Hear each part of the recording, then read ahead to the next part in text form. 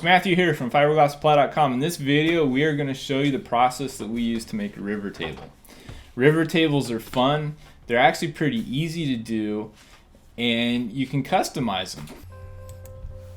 We have our slab here. We've taken a paper template and we're going to mark on the slab where we're going to cut it so we can flip it around and get our river look down the middle of the table and have parallel edges on the outside of the table. We're using our Festool track saw to just split this real quick. Once we have it split, we will put it in our frame that we have mounted to a piece of glass that we've used some release agent on so the resin won't stick to that. In this case, we've sealed the frame with hot glue. We also recommend like a silicone sealant or a latex sealant in place of the hot glue. Hot glue always seems to tend to leak a little bit. What we're doing now is I've got a couple little burled pieces that we're putting on the ends, kind of fitting those in and see how they look. Once I'm happy with that, we'll pour in our first layer of epoxy. This layer of epoxy is going to do a couple of things for us. One, it's going to glue the pieces of wood in place and hold them there once that epoxy sets. Two, it's going to give us a layer of epoxy that we can mill into, so we'll place our rocks on top of that once it cures. There's a few areas here that I'm filling in. There's low surface energy on the glass, and just getting a sufficient layer of epoxy on there will seal those up. The other thing I'm doing is sealing the edges of the wood so that as we pour the epoxy, we're less likely to get air bleed out of the wood and bubble up into our epoxy layers. Next, I'm going to place rocks that we've collected from a local beach. Luckily, we have really colorful glacial till in our area.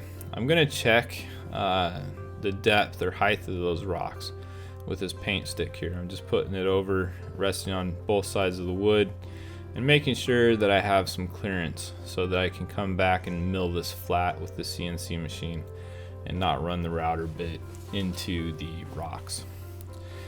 Carbide bits really don't like that too much. They tend to break and do bad things. We also have a little crab that we found on the beach that we're putting in there.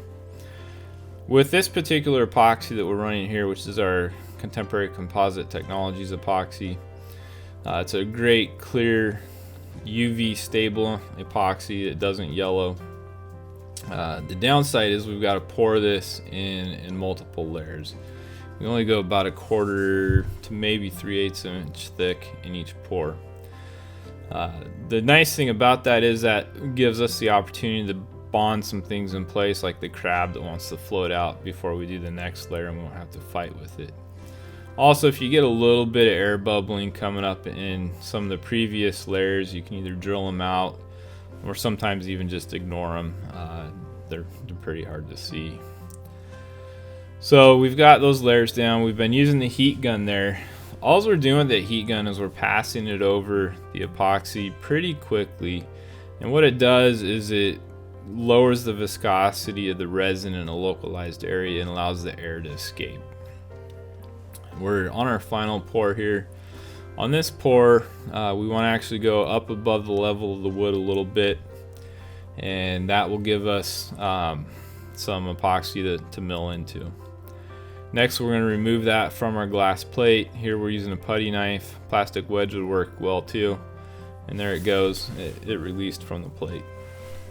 Here's looking at the bottom. The bottom actually looks pretty good. And in some ways, we don't need to mill that if we don't want to, but I am going to deck it flat anyway.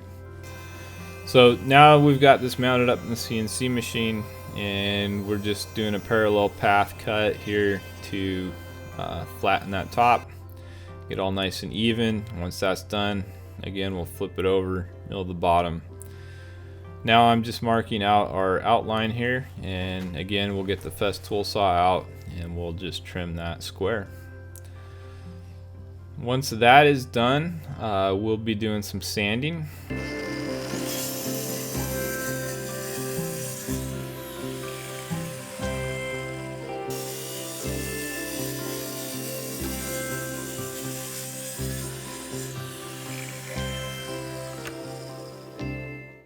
All right, so at this point, we're done with this video. I'll do another video where we show how we finish off the table, but I'll tell you real quick what the process is.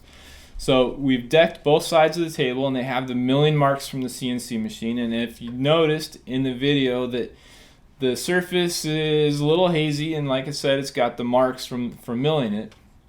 And also we've squared up the outside, but it's not done yet. Okay, it's not quite perfect. So what we'll do next is we're going to sand it. We're going to start at 80 grit, and we're going to work our way up to 1,000, 1,500 grit. I want the wood on this to be raw, not coat it with a urethane or an epoxy. I want it to be raw, and I want the river of epoxy in the middle to be nice and shiny and clear. So what we'll do is once we've sanded that up to 1,000, 1,500 grit, is we'll take some heavy duty rubbing compound and we'll buff it. And we'll follow that up with a polishing compound like Finesse It 2 or our Surfboard number 2 polish, and that will cause the epoxy to go clear, and that will give us that raw wood right next to the epoxy look. Now if we didn't want that and we wanted to coat it with a finish like a clear urethane or a varnish or an epoxy or a product like Duratec Sunshield or Duratec High Gloss Top Coat, what we would do is we start at 80 grit, we would sand up to 220 to 320 depending on which exact product we're using to coat that with, and then we would finish it off at that point with one of those products. But thanks for watching. If you got any questions, get a hold of us, drop us a line, shoot us an email, give us a phone call. 509-493-3464 is our phone number, and we'd love to talk to you. Thank you.